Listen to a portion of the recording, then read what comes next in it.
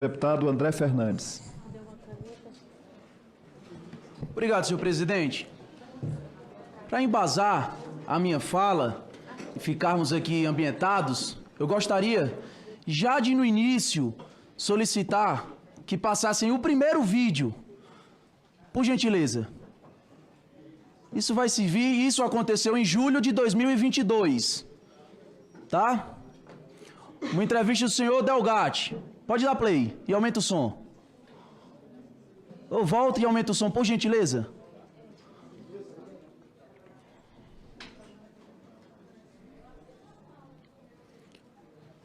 Por gentileza, pode dar play que o tempo está passando. Presidente, se puder pausar o tempo também, eu agradeço, tá? Isso aí foi uma entrevista exclusiva a Fórum, em julho de 2022, senhor Delgatti. Chegou aqui um superchat perguntando, pergunte ao Delgatti. Ô, Walter, não sou eu que estou perguntando aqui, viu? Chegou aqui um superchat perguntando, pergunte ao Delgatti se ele vota no Lula. O voto é secreto, pessoal, mas daí, ó, eu só tô colocando. O Walter de hoje, sem dúvidas, vota no Lula, e não só vota, como eu peço que vote no Lula. Faço campanha para ele, o que for preciso, o Walter de hoje. Por quê? Porque eu tive toda a experiência, eu vi o que aconteceu, então o Walter de hoje, sem dúvida alguma, aperta 13. Excelente. Gente, só para ficar registrado, isso aconteceu em julho de 2022. Ele falava o que for preciso, não só declarou seu voto em Lula, como disse, o que for preciso.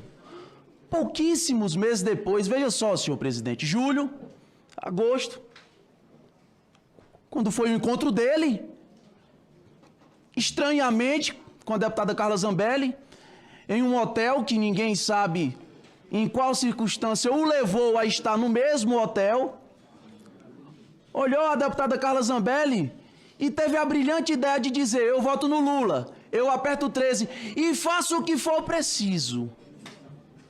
Mas vai lá e pede para tirar uma foto. Isso apresenta como hacker, que invadiu celulares de dezenas de autoridades, que é o hacker da Vaza Jato, que ajudou a esquerda. O hacker que ajudou a tirar da cadeia dezenas de bandidos, que inclusive tiveram que devolver milhões e milhões aos cofres públicos. E quando se trata dos bandidos, estou falando aqui de muito dinheiro. Muito dinheiro. Destruiu a Lava Jato, aliás. E aí, isso em julho, agosto, encontra, tira uma foto, se apresenta e de repente, como um toque de mágica, ele muda. E agora ele já não é mais o Walter, que ajudou o PT lá atrás, que ajudou a tirar bandido da cadeia, que fez o PT e o Lula ressurgir. Já não é mais o Walter. Já não é mais o Walter que um mês atrás estava dizendo, eu faço o que for preciso, vou apertar o 13. Faço campanha e peço voto pro Lula. Ele já surge agora sendo o cara que quer ajudar o Bolsonaro. Não é um ano, 2 anos depois, um mês. E ele tem a brilhante ideia de dizer o que? Olha, o Brasil vive um período de instabilidade. O povo tem a sua desconfiança, legítima, inclusive. Eu sou a solução. A parlamentar o leva ao Palácio do Planalto. Diga-se de passagem, é o único encontro do mesmo e a única fala do mesmo com Jair Bolsonaro, que ele consegue provar, porque chegar aqui e dizer que falou no telefone 10, 15, 20 vezes, qualquer um fala.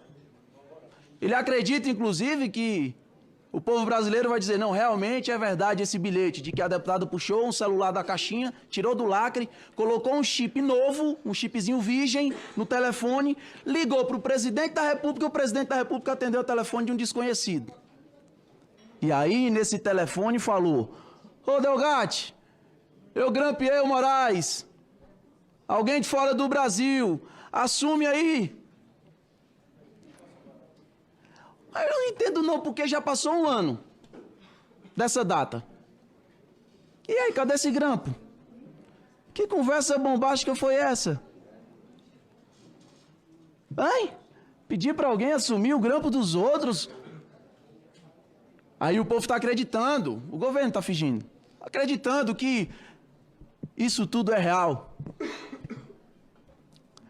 Mas está descredibilizando quando mesmo vem aqui e fala que o dono do código-fonte tem o poder de alterar os resultados, ou de fazer com que dentro daquelas milhões de linhas tenha linhas maliciosas, onde você vota em um candidato e aparece outro. O mesmo falou aqui, e é até bom, senhor Delgatti, que já eu vou fazer algumas perguntas, espero, que fique ciente que está aqui como testemunha. E que o que você falar pode ser usado contra você. Essas histórias de versões diferentes, que primeiro chega dizendo que foi contactado a fim de testar e provar a confiabilidade da urna eletrônica, e esse foi o seu primeiro depoimento, assim que falou, espetacular. Aliás, o TSE instalou uma comissão, tem a comissão, para verificar isso e colocou o Ministério da Defesa dentro. E se você fala que o seu relatório é praticamente o que consta lá, então você estava ajudando o Ministério da Defesa, que fazia parte de um grupo, uma comissão com o TSE. Mas o primeiro depoimento foi de que estava ali para testar a confiabilidade. Claro, se tem desconfiança, vem uma pessoa altamente inteligente na área, e eu tenho até minhas dúvidas, tá? Vem alguém altamente inteligente na área, e eu pergunto, é possível isso acontecer? O mesmo fala que é impossível hoje, por exemplo, alguém hackear a urna eletrônica, o código-fonte, aliás, porque está em um computador sem internet. Aí ele diz que foi contratado para fraudar. Mas se o mesmo diz que é impossível fraudar, foi contratado para fazer o quê? O crime impossível? O crime impossível? Ele diz que não tem como fazer, depois diz que foi contratado para fazer. Não estou entendendo. Mas uma coisa eu entendi, categoricamente, afirmou, quem cria o código-fonte é como quem está fazendo ali a receita do bolo e pode colocar um veneno dentro. E quando vem a relatora tentar dizer, você queria criar um código-fonte fake, é como querendo jogar aquela peste de fake news. Não. Ia criar um código-fonte, que não é o mesmo do TSE, porque ninguém tem acesso. Ninguém sabe como é esse código-fonte.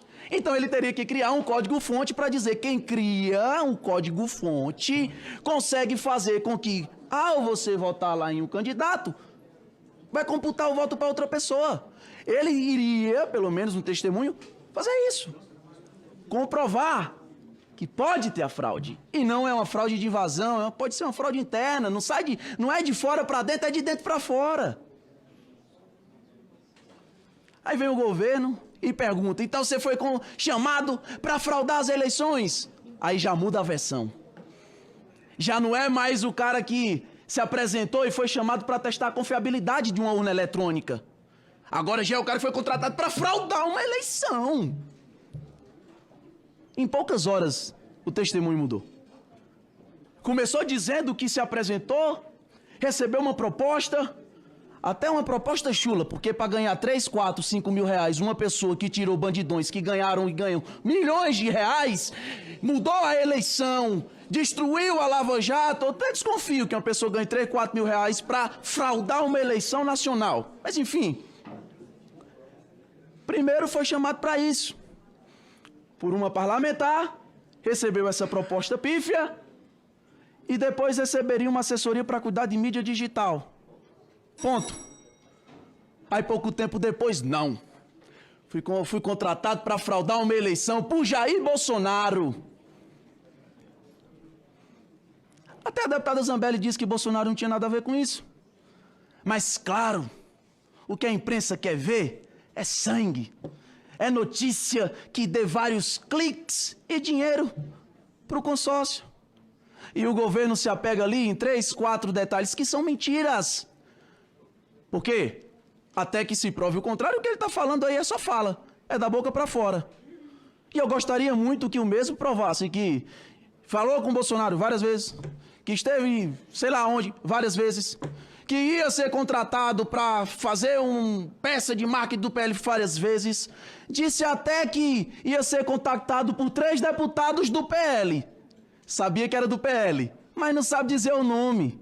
Senhor presidente, isso tudo aqui é uma grande farsa. Muito obrigado.